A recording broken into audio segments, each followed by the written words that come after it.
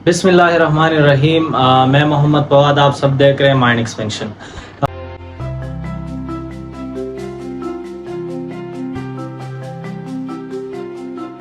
जो हमने series start किया था सेल के बारे में, तो आज उसका टॉपिक है एंडोप्लाज्मिक रेटिकुलम। तो बड़ा इंटरेस्टिंग टॉपिक है, इसको डिस्कस करते हैं कि एंडोप्लाज्मिक रेटिकुलम क्या चीज़ है। एंडोप्लाज्मिक रेटिकुलम बेसिकली जो हमारे साथ सेल होती है, सेल के अंदर हमने बोला था कि डिफरेंट जो है ऑर्गेनेल्स होते हैं। सेल के अंदर डिफरेंट ऑर्गेनेल्स होते हैं, तो उसमें से एक ऑर्गेनेल की जो आज हम बात करें उसका नाम है endoplasmic reticulum. Endoplasmic reticulum basically ये बना हुआ है लफ्ज एंडो से, और एंडो का मतलब है इनसाइड। प्लाज्म, प्लाज्म का मतलब होता है साइटोप्लाज्म। प्लाज्म किसको कहा जाता है? फ्लूइड पार्ट या साइटोप्लाज्म। और रेटिकुलम का मतलब होता है नेटवर्क। तो ये हमारे साथ सेल के अंदर साइटोप्लाज्म में एक नेटवर्क सा बना हुआ होता है, और इसको बेसिकली हम कहते हैं एंडोप्लाज्मिक रेटिकुलम। इसकी अगर हम डेफिनेशन की बात करें तो एंडोप्लाज्मिक रेटिकुलम जो है ये network of flattened sac and tubules in cytoplasm. Cytoplasm के अंदर, जब आप साइटोप्लाज्म के अंदर देखोगे माइक्रोस्कोप से, तो आप लोगों को एक नेटवर्क सा नजर आएगा जो प्लेटेंट सैक से बना होता है। प्लेटेंट सैक से मुराद क्या है? ये देखो, ये इसको कहा जाता है प्लेटेंट सैक। इस तरह से स्ट्रक्चर होगा और ट्यूब्यूल्स होंगे। क्या होंगे? ट्यूब्यूल्स होंगे साइटोप्लाज्म के अंदर। ये जो स्ट्रक्चर आप लोगों को नजर आ रहा है, ये बेसिकली क्या है? ट्यूब्यूल्स हैं। तो इस तरह की जब स्ट्रक्चर आप लोगों को नजर आए कि क्या है कि एक स्ट्रक्चर है, एक नेटवर्क है जो बना होता है प्लेटेंट सैक से, यानी एक तेली नुमा, चिपटी से तेली नुमा स्ट्रक्चर से और साथ में ट्यूब्यूल से बना होता है, तो इसको बेसिकली हम कहते हैं एंडोप्लाज्मिक रेटिकुलम। तो एंडोप्लाज्मिक रेटिकुलम क्या है कि इसकी अगर हम डेफिनेशन की बात करें कि एक नेटवर्क है जो कि प्लेटेंट सैक और ट्यूब्यूल से बना होता है साइटोप्लाज्म के अंदर। और अगर हम इसकी स्ट्रक्चर की बात करें तो ये देखो, ये आप लोग को जो नजर आ रहा है ये बेसिकली एंडोप्लाज्मिक रेटिकुलम का स्ट्रक्चर मैंने इधर ड्रा किया हुआ है। क्या है कि हमारे साथ जो न्यूक्लियस होती है, न्यूक्लियस के अंदर जो है ये आप लोग को फोर्स नजर आ रहे हैं, इसको बेसिकली हम कहते हैं न्यूक्लियर फोर। और जो न्यूक्लियस होती है इसकी जो अंदर ये स्पेस होता है, इसको बेसिकली हम कहते हैं प्री न्यूक्लियर स्पेस। ये न्यूक्लियर मेम्ब्रेन है, इसके अंदर इस तरह से ये जो स्पेस नजर आता है ये बेसिकली क्या है? प्री न्यूक्लियर स्पेस है। तो ये प्री न्यूक्लियर से लेकर ये प्री न्यूक्लियर से इस तरह की जो ये प्लेटेंट सैक निकले हुए होते हैं इस तरह से, और एक नेटवर्क सा बनाता है। और ये नेटवर्क जाते जाते इधर कहां तक पहुंचता है? ये पहुंच जाता है हमारी जो सेल मेम्ब्रेन होती है। तो ये क्या है बेसिकली?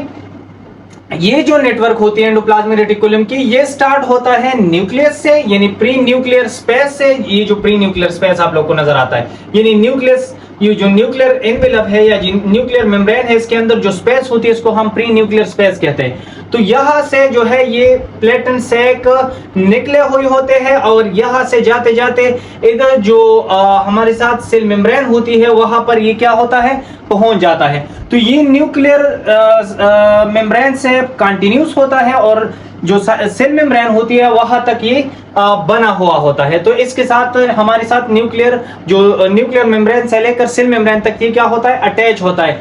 तो इसको बेसिकली हम क्या कहते हैं? इसको बेसिकली हम कहते हैं एंडोप्लाज्मिक रेटिकुलम। फिर एंडोप्लाज्मिक रेटिकुलम की हम बात करें तो ये 3 parts of endoplasmic reticulum basically 3 parts में होते हैं। कितने पार्ट्स में होते हैं? 3 पार्ट्स में। एक को हम कहते हैं सिस्टर्नियल और लेमिलर फॉर्म। सिस्टर्नियल और लेमिलर फॉर्म से मुराद ये है कि ये जो आप लोगों को ये जो प्लेटेंट सैक नजर आते हैं, ये जो प्लेटेंट सैक नजर आते हैं, ये बेसिकली हम इसको कहते हैं सिस्टर्निया। इसको क्या कहते हैं? सिस्टर्निया। ये मैंने इधर लिखा भी है कि ये जो आप लोगों को ये सैक नजर आता है ये बेसिकली क्या चीज है? सिस्टर्निया है। और ये सिस्टर्निया जो होता है ये हमारे साथ अनब्रांच होता है और थोड़ा सा लंबी होती है। क्या होती है? अनब्रांच और लंबी होती है। तो इसको बेसिकली हम कहते हैं सिस्टर्नल या लेमिलर फॉर्म। तो इसकी जो रफ एंडोप्लाज्मिक रेटिकुलम होती है ये बेसिकली हमारे साथ सिस्टर्निया से बना होता है। किस चीज से? सिस्टर्निया से बना होता है। दूसरी जो चीज होती है इसको हम कहते हैं वेजिकल्स या वेजिकुलर फॉर्म। ये देखो, ये एक ओवल शेप, ये आप लोगों को नजर आ रहा है कि ओवल शेप एक स्ट्रक्चर होती है जो मेम्ब्रेन बॉन्डेड है। क्या चीज है? Membrane bonded Oval shape structure है, और इसको बेसिकली हम कहते हैं वेसिकल्स या वेसिकुलर फॉर्म। इस फॉर्म को फिर हम क्या कहते हैं? Vesicular form. तो पहला फॉर्म हो गई सिस्टर्नियल लैमिनर फॉर्म। सिस्टर्नियल लैमिनर फॉर्म से मुराद क्या है कि सिस्टर्ना बना हुआ होता है, और ये सिस्टर्ना बेसिकली क्या है? एक प्लेटेंट सैक है। तो और दूसरा जो है ये बेसिकली क्या है? वेसिकल या वेसिकुलर फॉर्म है, जो सिस्टर्निया से जो चीज बाहर निकली हुई है जिसको हम कहते हैं वेसिकल। तो वेसिकल ओवल शेप में होता है, और ये बेसिकली इसके अंदर जो है क्या प्रोटीन्स या मॉलिक्यूल्स वगैरह होते हैं, और ये फर्दर फिर जाएगा, तो इसकी हम बात करते हैं बाद में। तो ये बेसिकली ये फॉर्म जो है इसको हम कहते हैं वेसिकुलर या वेसिकल्स। तो ये वेसिकुलर फॉर्म, लेमिनर फॉर्म हो गई, वेसिकुलर फॉर्म हो गई, और थर्ड जो चीज है उसको बेसिकली हम कहते हैं टिब्यूल्स या टिब्यूलर फॉर्म। आप लोग को नजर आ रहा है कि इधर जो रफ एंडोप्लाज्मिक रेटिकुलम है, इधर से एक टिब्यूल्स जो है निकले हुए होते हैं। जो टिब्यूल्स है, और टिब्यूल्स बिल्कुल जो है क्लियर नजर आ रहे हैं, यानी बिल्कुल स्मूथ नजर आ रहे हैं, इस पे कोई डॉट्स वगैरह नहीं है। तो इसको बेसिकली हम कहते हैं क्या? टिब्यूल्स या टिब्यूलर फॉर्म। और ये टिब्यूल्स या टिब्यूलर फॉर्म फिर क्या बनाता है? स्मूथ एंडोप्लाज्मिक रेटिकुलम बनाता है। तो अब हम इसकी अगर बात करें इसके स्ट्रक्चर की बेस पे कि इसके पार्ट्स क्या है और क्या क्या ये बनाते हैं, तो सबसे पहली बात यह है कि ये जो है स्टार्ट होता है प्री न्यूक्लियर स्पेस से, और यहां से जो है प्लेटन निकले हुई होती है, और इस प्लेटन्स को हम नाम देते हैं सिस्टर्निया, और इस फॉर्म को हम नाम देते हैं सिस्टर्नियल लैमिनर फॉर्म। और ये बनाता है रफ एंडोप्लाज्मिक रेटिकुलम। जो रफ एंडोप्लाज्मिक रेटिकुलम बनता है ये बेसिकली सिस्टर्निया से बनता है, और इसको रफ एंडोप्लाज्मिक रेटिकुलम इसलिए कहते हैं कि इसकी आप लोगों को इसकी सरफेस पे नजर आता है डॉट्स, डॉट्स मैंने बनाए हैं, ये डॉट्स नजर आते हैं। ये बेसिकली क्या है? ये राइबोसोम्स है। क्या है? राइबोसोम्स है। तो सिस्टर्निया के ऊपर जो राइबोसोम्स नजर आते हैं, तो ये बेसिकली एक ग्रेन्यूल्स टाइप स्ट्रक्चर बनाता है। तो ये जो है ना एक रफ ग्रेन्यूल टाइप स्ट्रक्चर बनाता है, और इसको बेसिकली हम कहते हैं रफ एंडोप्लाज्मिक रेटिकुलम, इसलिए इसको कहा जाता है रफ एंडोप्लाज्मिक रेटिकुलम। तो ये सिस्टर्निया के ऊपर ये जो स्ट्रक्चर्स नजर आ रहे हैं। फिर हम बात करते थे वेसिकल्स की। वेसिकल क्या है? बेसिकली जो इधर मैसेंजर आरएनए आएगा, और मैसेंजर आरएनए जो है ये जो सिस्टर्निया की जो स्पेस है इसको बेसिकली हम कहते हैं ल्यूमन। तो सिस्टर्निया की स्पेस में मैसेंजर आरएनए आ गया, और इसने जो है प्रोटीन सिंथेसिस, राइबोसोम से प्रोटीन सिंथेसिस जो है करवाना स्टार्ट किया। राइबोसोम को मैसेज दी कि आप प्रोटीन सिंथेसिस स्टार्ट करें। तो जब इसने प्रोटीन सिंथेसिस स्टार्ट की, तो प्रोटीन जो है इधर से क्या हो गई? ये फॉर एग्जांपल क्या है? एक प्रोटीन मॉलिक्यूल्स है जो इधर आ गई, और इधर से पिंच अप हो गई। क्या हो गई? इधर से बुड बन गया, पिंच अप हो गई, और ये बुड बेसिकली क्या है? वेसिकल है। अब ये वेसिकल जो है इसके अंदर हमारे साथ प्रोटीन्स मौजूद है।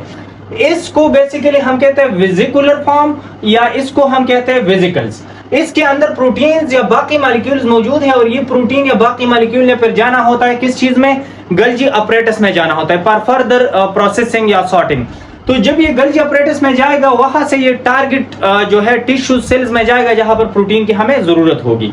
तो ये बेसिकली ये जो चीज है ये वेसिकल्स है, जो इधर से बुडअप हुई है, और ये बेसिकली कहां पर जाएगा? फिर ये गल्जी अपरेटस में जाएगा। जो तीसरी चीज है जिसको हमने टिब्यूलर फॉर्म कहा, कि आप लोग को नजर आता है कि इधर जो रफ एंडोप्लाज्मिक रेटिकुलम है, इधर से जो है एक टिब्यूलर स्ट्रक्चर निकले हुई है। क्या निकले हुए हैं? टिब्यूलर स्ट्रक्चर निकले हुए है, और ये टिब्यूलर स्ट्रक्चर बेसिकली क्या है? एक स्मूथ टाइप है, इस पे कोई राइबोसोम वगैरह मौजूद नहीं। इधर आप लोग को नजर आ रहे हैं राइबोसोम मौजूद है इसके ऊपर, रफ एंडोप्लाज्मिक के ऊपर ये डॉट डॉट, और ये रफ अपीयरेंस देता है। लेकिन इधर जो है ये क्या है? ये क्लियर है, ये एक ग्रेन्यूलर है, इस पे कोई ग्रेन्यूल मौजूद नहीं है, और इसको हमने नाम दिया स्मूथ एंडोप्लाज्मिक रेटिकुलम। तो बेसिकली हमारे साथ क्या है कि जो सिस्टर्निया होती है इसके ऊपर क्या होता है? डॉट्स होते हैं जिसको हमने नाम दिया राइबोसोम, और इस राइबोसोम की प्रेजेंस की वजह से ये रफ अपीयरेंस देती है, और ये क्या बनाता है? रफ एंडोप्लाज्मिक रेटिकुलम बनाता है। और फिर हमने बात की कि जो रफ एंडोप्लाज्मिक रेटिकुलम है उधर से जो है टिब्यूल्स निकले होते हैं, और ये टिब्यूल्स बेसिकली क्या है? स्मूथ एंडोप्लाज्मिक रेटिकुलम है। तो इसकी फिर हम फर्दर इसकी फंक्शन की भी बात करेंगे। तो पहला पार्ट हमारे साथ क्या हो गई? रफ जो रफ एंडोप्लाज्मिक रेटिकुलम कहा जाता है। दूसरा पार्ट क्या हो गई, स्मूथ एंडोप्लाज्मिक रेटिकुलम, जिसपे कोई ग्रेन्यूल है, जिसपे कोई ग्रेन्यूल मौजूद नहीं। और तीसरा जो है ये क्या है, वेसिकल्स। ये वेसिकल्स बनाता है, जब बुढ़ा होते हैं तो मॉलिक्यूल्स जो है इसको कैरी के लिए, इसको ट्रांसपोर्ट के लिए मॉलिक्यूल्स में ट्रांसपोर्ट करता है। तो ये बेसिकली, और ये जो प्लेटन सैक की हमने बात की, सिस्टर्निया है। और सिस्टर्निया के अंदर जो स्पेस नजर आता है ये बेसिकली क्या है, सिस्टर्नियल स्पेस है या ल्यूमन है। और इसका बहुत बड़ा रोल होता है, क्योंकि ये जो प्री न्यूक्लियर स्पेस होता है और ये जो सिस्टर्नियल स्पेस होता है, ये आपस में क्या होते हैं, कनेक्शन में होते हैं। और कनेक्शन में इसलिए होते हैं, इसका बहुत बड़ा एडवांटेज है, क्योंकि ये मैसेंजर आरएनए न्यूक्लियस से निकलेगा, और जो न्यूक्लियस से निकलेगा तो इसने आना है साइटोप्लाज्म में। तो जब ये न्यूक्लियस से निकलेगा तो ये फिर किधर आएगा, सिस्टर्नियल स्पेस या ल्यूमन में आएगा। और यहाँ पर क्या है, राइबोसोम से प्रोटीन सिंथेसिस जो है वो स्टार्ट करवाएगा, और फिर ये क्या होगा, ये फिर जो है साइटोप्लाज्म में आएगा। तो ये सारी बातें हमने की। अब हम इसके अगर फंक्शन की बात करें तो आप लोगों को पता चल गया कि हमारे साथ जो एंडोप्लाज्मिक रेटिकुलम है ये बेसिकली दो जो है टाइप्स में मौजूद है, यानी इसमें दो टाइप्स है। एक स्मूथ एंडोप्लाज्मिक रेटिकुलम कहलाता है और दूसरा रफ एंडोप्लाज्मिक रेटिकुलम कहलाता है। जो स्मूथ एंडोप्लाज्मिक, जो रफ एंडोप्लाज्मिक रेटिकुलम होता है, जिसपे हमारे साथ क्या मौजूद होता है, राइबोसोम्स मौजूद होता है। तो आप लोगों को पता है कि राइबोसोम्स का काम होता है प्रोटीन सिंथेसिस करना। तो रफ एंडोप्लाज्मिक रेटिकुलम का काम है सिंथेसिस करना, पैकेजिंग करना और फिर सिक्रीशन करना। क्या हो गई कि इधर जो है इधर मैसेंजर आरएनए आ गई और यहाँ पर राइबोसोम मौजूद है और इससे प्रोटीन सिंथेसिस करवाई। जब सिंथेसिस करवाई इसको फिर क्या कर दी, प्रोटीन को पैकेज कर दी। क्या कर दी, पैकेज कर दी। और पैकेज करके फिर क्या हो गई, इसको सिक्रीट कर दी। इसको एक विजिकल फॉर्म में जो है इधर आ गई। फिर ये विजिकल फॉर्म में इससे क्या हो गई, पिंच अप हो गई। फिर एक बुट सा बन गया या Oval shape membrane bond structure, जिसको हमने विजिकल नाम कहा। और इस विजिकल के अंदर क्या है, हमारे साथ प्रोटीन्स मौजूद है। क्या मौजूद है, प्रोटीन्स। और प्रोटीन जो है फर्दर प्रोसेस के लिए फिर गल्जी में जाएगा। तो रफ एंडोप्लाज्मिक रेटिकुलम का काम क्या हो गया कि इसका काम है बेसिकली प्रोटीन सिंथेसिस करना, सिंथेसिस, पैकेजिंग या सिक्रीशन ऑफ प्रोटीन करना। फिर इसके बाद दूसरा आता है स्मूथ एंडोप्लाज्मिक रेटिकुलम, जो टिब्यूलर फॉर्म में मौजूद होता है। ये जो स्मूथ एंडोप्लाज्मिक रेटिकुलम होता है, ये बेसिकली इसका काम होता है सिंथेसिस ऑफ लिपिड। क्या करता है ये लिपिड के सिंथेसिस करता है। और लिपिड में जो है ना फास्फोलिपिड या कोलेस्ट्रॉल के सिंथेसिस करता है। और फिर ये क्या करता है, दूसरा जो इसके इंपॉर्टेंट फंक्शन है, स्टेरॉइड हार्मोन्स भी बनाते हैं। यानी जो जितने स्टेरॉइड हार्मोन है, टेस्टोस्टेरोन वगैरह, ये बेसिकली किससे बनता है, ये भी स्मूथ एंडोप्लाज्मिक रेटिकुलम क्या करता है, बनाता है। फिर इसकी और भी फंक्शंस है। इसमें जो लिवर सेल्स होती है, इसकी जो स्मूथ एंडोप्लाज्मिक रेटिकुलम होता है, उधर खास एंजाइम्स मौजूद होते हैं जो ड्रग टॉक्सिफिकेशन में हेल्प करता है। तो इसके और भी बहुत सारे फंक्शंस है। इसके बाद ये तो हमने बात की एंडोप्लाज्मिक रेटिकुलम की, इसके स्ट्रक्चर्स की और किस तरह से ये बना हुआ होता है। एक और स्ट्रक्चर मौजूद होती है जो कार्डियक सेल्स होते हैं या जो मसल सेल्स होते हैं, इसके अंदर जो एंडोप्लाज्मिक रेटिकुलम मौजूद होता है, इसको बेसिकली हम कहते हैं सर्कोप्लाज्मिक रेटिकुलम। इसको क्या कहा जाता है, सर्कोप्लाज्मिक रेटिकुलम। और सर्कोप्लाज्मिक रेटिकुलम का जो काम होता है वो सिमिलर नहीं होता जैसा आम एंडोप्लाज्मिक रेटिकुलम का काम है, इस तरह से नहीं होता। बल्कि इसका काम क्या होता है, ये आयंस को स्टोर करते हैं। क्या करते हैं, आयंस को स्टोर करते हैं। और आयंस में कौन से आयंस, कैल्शियम आयंस को स्टोर करते हैं। तो ये अगर कोई इमरजेंसी पड़ती है तो इसके साथ कैल्शियम आयन पहले से मौजूद है, तो इसको क्या करते हैं, डायरेक्टली इस्तेमाल करते हैं। तो सर्कोप्लाज्मिक रेटिकुलम कार्डियक सेल या मसल सेल्स में होता है और इसका काम होता है जो है स्टोर करना आयंस को।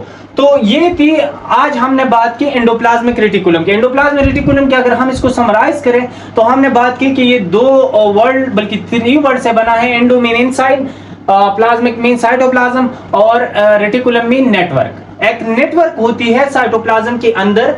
और क्या किस चीज से बनी होती है, हमने बात की कि ये प्लेटन सैक और टिब्यूल से बनी है। आप लोग को नजर आया, ये प्लेटन सैक है जिसको हमने नाम दिया सिस्टर्निया। और फिर हमने कहा कि ये क्या है, टिब्यूल्स है। और टिब्यूल्स को हमने नाम दिया स्मूथ एंडोप्लाज्मिक रेटिकुलम, क्योंकि ये क्या है, ये पाइप नुमा स्ट्रक्चर है। और फिर ये क्या बनाते हैं, स्मूथ एंडोप्लाज्मिक रेटिकुलम बनाते हैं। फिर हमने बात की कि ये बेसिकली जो स्मूथ जो एंडोप्लाज्मिक रेटिकुलम होता है, ये 3 बेसिक फॉर्म्स में मौजूद होते हैं। एक को हमने सिस्टर्नियल या लेमिलर फॉर्म कहा, दूसरे को हमने वेजिकुलर या वेजिकल्स या वेजिकुलर फॉर्म कहा, और तीसरे को हमने टिब्यूल्स या टिब्यूलर फॉर्म कहा। ये 3 जो है इसकी मेन स्ट्रक्चर्स होते हैं, क्योंकि देखो ये जो प्री न्यूक्लियर स्पेस से ये निकला होता है, ये बेसिकली क्या है, ये सिस्टर्नियल या लेमिलर फॉर्म है। इससे जो ऊपर स्ट्रक्चर होता है, जो टिब्यूलर स्ट्रक्चर होता है, इसको हमने टिब्यूल्स या टिब्यूलर फॉर्म कहा। और तीसरा जो है एक और स्ट्रक्चर इधर बनाता है, क्योंकि ये मुसलसल फंक्शन करता है, तो इसको हम कहते हैं वेसिकल्स या वेसिकुलर फॉर्म। तो ये तीन बेसिक फॉर्म पे मुश्तमिल होता है। और फिर हमने इसकी फंक्शन की बात की। स्मूथ एंडोप्लाज्मिक रेटिकुलम का काम था लिपिड सिंथेसिस करना, और रफ एंडोप्लाज्मिक रेटिकुलम का काम था सिंथेसिस ऑफ प्रोटीन करना। तो that's all about the endoplasmic reticulum. उम्मीद है आप लोगों को पसंद आई होगी। Thank you so much.